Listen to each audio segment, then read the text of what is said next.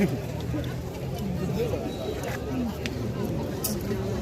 baik betul dah. Blei duduk lembat. Kau tadi betul.